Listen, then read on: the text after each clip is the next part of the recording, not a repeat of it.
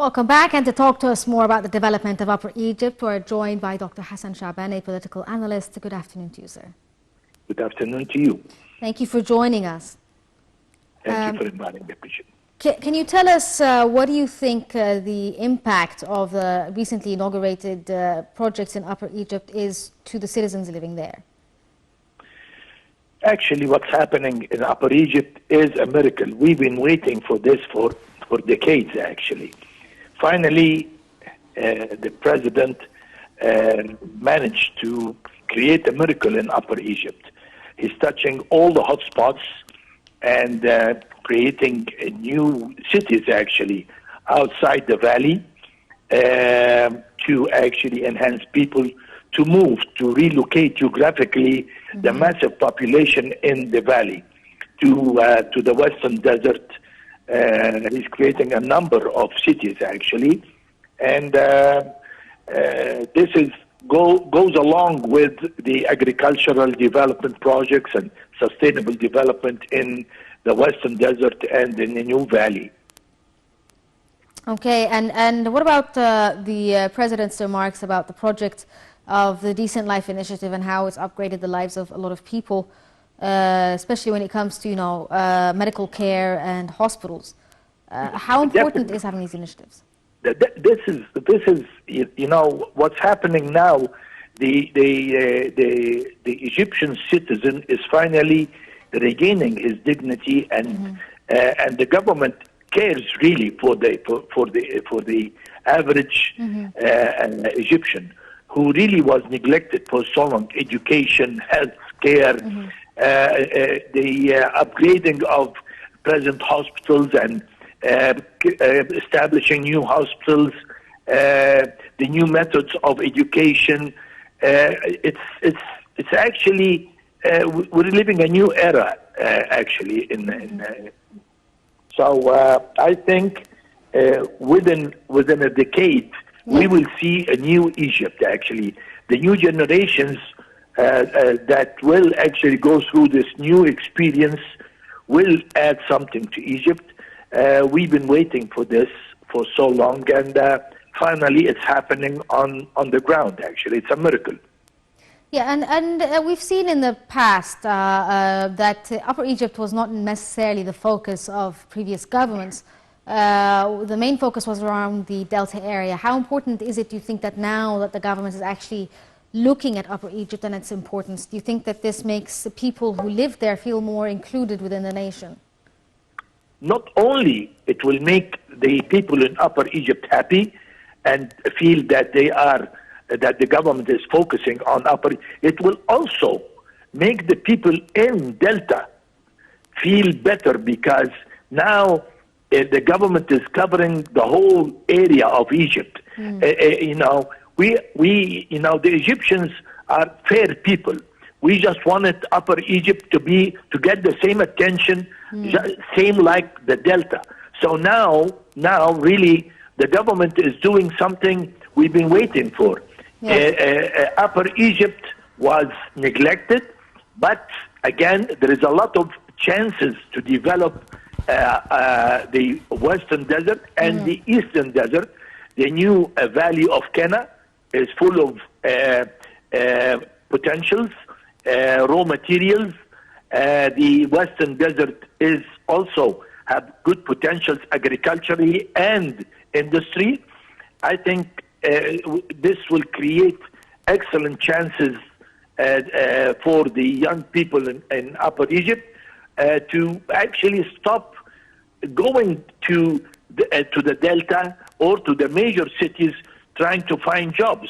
This will keep the young people of Upper Egypt in their cities and their villages because the government created business chances for them. Yes. Since we're talking about agricultural lands and developing it, the president did actually speak about this idea of having people stop constructing buildings and so forth on agricultural lands. How do you think the government's strategy is when it comes to land reclamation and preserving agricultural lands? we also, I would like to add that the areas like Western Minya, this is a huge development area right now, agriculturally, and it will see a lot of development in regards of using the products of agriculture in industry. I think the insult, it was an insult really, using the fertile soil of the valley and the delta in construction. It actually prevented the country from a fortune, because we will never be able to replace such land. This is a God gift to us. The Yes. delta and the valley is a God gift to Egypt, and we did not really treat the fertile soil with enough respect, and we kept on molesting this land and using it for construction. Now the government is developing a lot of large areas and encouraging the people not to, use the fertile land in construction, and this is actually a violation for the law, and encouraging people to go to the new cities in the desert, especially that the government is creating new communities in these new areas in the Western Desert, especially Arif al-Masri, the new Delta. All of this is new areas, and I think also Farafra, Western Minya, all of these very promising areas that the government is developing right now will encourage the people to relocate geographically. Yes, and the state spoke, or the president spoke about how the state is keen on participating with the private sector when it comes to the development of Upper Egypt and Egypt in general. How important is this, and do you think that this is something that would be attractive to foreign investments as well? Actually, we've been waiting for this. Actually, I accuse the private sector in Egypt of negligence. The government carried the responsibility of the development programs on its own, and they financed all the projects actually. Now we're turning to the page. We want the private sector to participate along with the government in development programs actually, because a lot of people thought that the government is controlling all the business chances. No, the door is open for any investor and anybody in the private sector who sees a chance to cooperate with the government in a joint venture. I think also the government should have a program to finance private sector to upgrade certain industries. And this will, could be like a soft loan to the private sector to reduce the percentage of items that we actually import from abroad. Actually, we need to reduce our number of imported items from abroad. Yes. Can I ask, sir? I mean, in the past, we've seen people or residents of the Upper Egypt governorates sort of migrating to the north to find jobs and better opportunities. Do you think this is still going to be the case in the near future, or are we going to start to see the opposite maybe happening?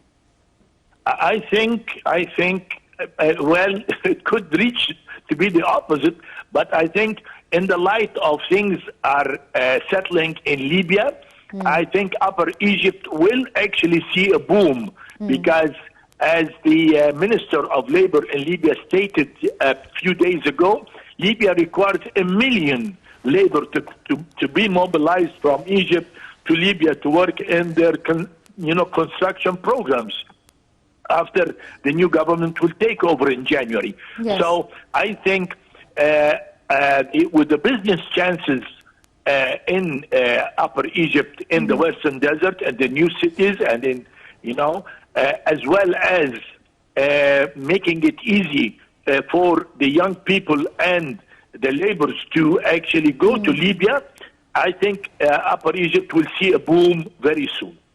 Yeah, can you tell us a bit about the importance of the refinery factory that was opened yesterday by the president in Asyut Governorate that is designed to refine oil?